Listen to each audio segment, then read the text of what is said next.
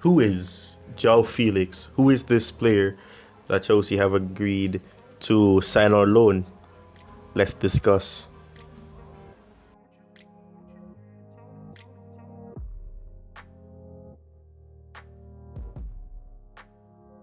Alright, now when assessing how successful Joao Felix's time at Atletico Madrid has been, it is impossible to ignore the fee the club paid for him in 2019 when he was age 19.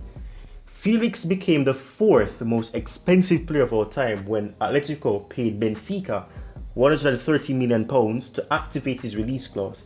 He did play a role in helping Atletico upset the duopoly in La Liga, which is obviously Real Madrid and Barcelona, by winning the title in 2020-2021. But it's fair to say that given how much he cost, some might have expected rather more on an individual level from his 3.5 years in the Spanish capital. It's very difficult for anyone to live up to the expectations that come with that kind of fee without scoring a huge number of goals.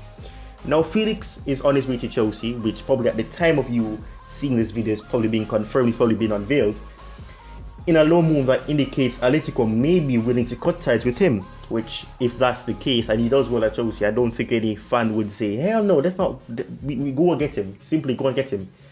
Having promised so much at Benfica when he became the youngest ever goal scorer in Lisbon derby and the youngest player to score a hat-trick in the Europa League, Felix still has a lot to prove. He will hope that he can do that on the grand stage that is in the Premier League. Now, simply, obviously, this was just me giving you to profile a little story into what has led to his loan move so far.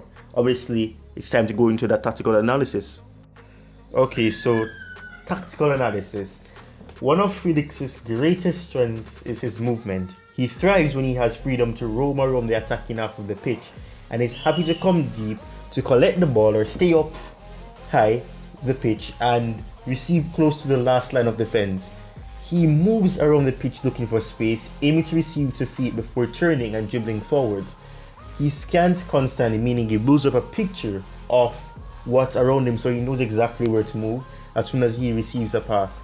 He's a threat during comfortable periods of possession, but these characteristics make him particularly useful on transition. I've had some worries about that and if he's going to be isolated, but we'll have to see what happens. But let me continue with this. Following a regain, he will quickly move away from the opponent he had been tracking while his team was out of possession before looking to receive, progress play and take advantage of the opposition being out of shape.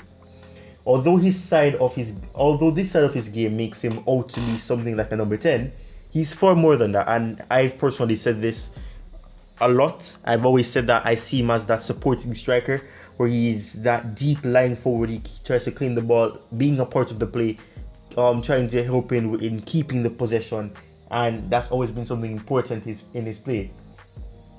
And often he takes up positions more like a number 9, so supporting striker role like a false 9 as we've seen with Kai Havertz.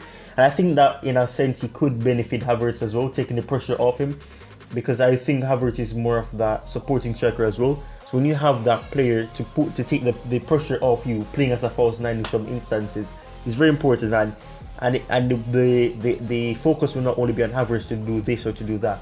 With Joao Felix, who is known for doing this for a couple of years, it's very special as well. The thing that I think perhaps is something that he may lack is the physical presence that prevents him from being a more complete 9. This again links back to his good movement and scanning, as he isn't strong enough to hold the ball up when pressured by a centre back.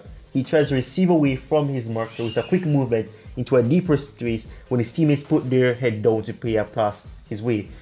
Like I said, I'm worried about if we'll be having any creativity like that, but I'll have to see what happens.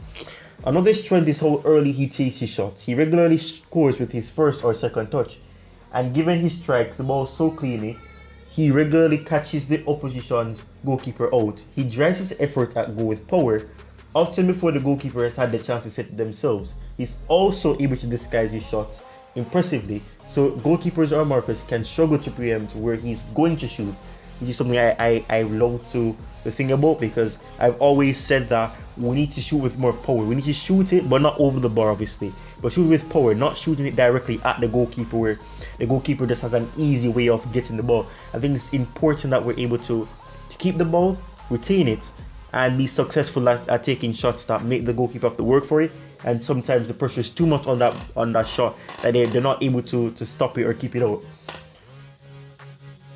So I think that is 100% an excellent thing to think about. After lining up a shot, he has the ability to slow down and keep control of his body, to adjust and use a direct type of technique to strike the ball. He also disguises his finishing well when one-on-one with a goalkeeper, where he is able to calmly slot the ball inside the near post after shaping it as though he was going to finish across goal, which is something that we are aware of. Obviously, he goes to the near post, which is sensible, but at times it can be predictable, so that it could be an issue. But the ability to strike the ball with great force is something that I think could work in his favor, and something that makes me excited to really know of that. He scores most of his goals with his right foot, but he can shoot with his left, which is something I love to think about as well, because if you look at it, we don't want a player to only be equipped with being effective with one foot. We want them to be able to strike the ball with the left or right, even if their most dominant foot, if I can say that, is the right foot, for example, in Joao Felix's case. So it's not a case where if the ball comes to him on the left, he has to put it onto his right, and then the chance may be potentially wasted. So if he can strike the ball with this left foot, which is a part of his profile, and what I've seen of him at Atletico Madrid and what his profile is, it's a positive, and I think that it's something that we need to consider. Now,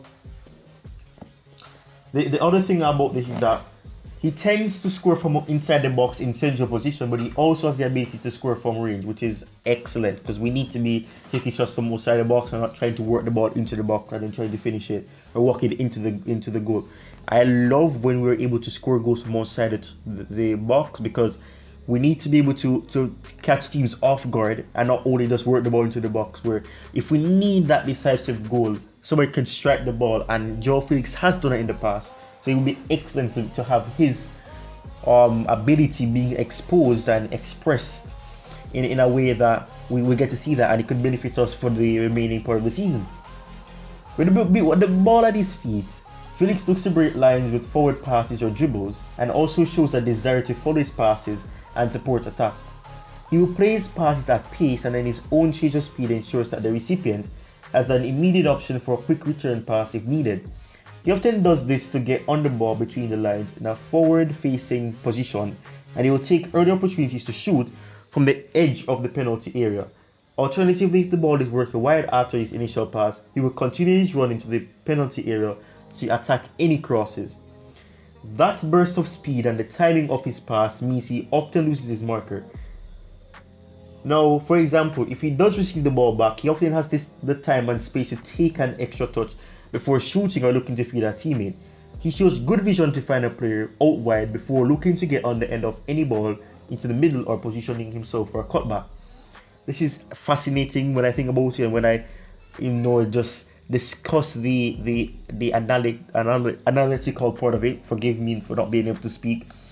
The tactical part of what his analysis could potentially be, which is the fact that, to summarize it in 3 points, his ability to get away from his markers is a positive.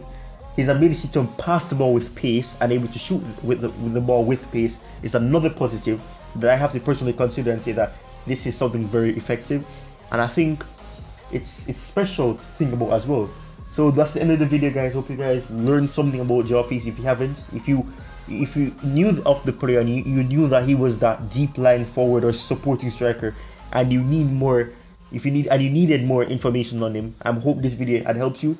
Road to 1,000 subscribers is on the way, and with a big announcement I have planned in the coming days, I hope you're able to understand and to feel some happiness, understanding this loanee that we've gotten on loan, for the rest of the season, and potentially, if it goes well, we could probably be tempted to make that stay permanent. So we'll have to wait and see what happens. But I hope you guys enjoyed this video. Like I said, cheers, have a good one, and I'll see you guys next time. Peace, stay safe.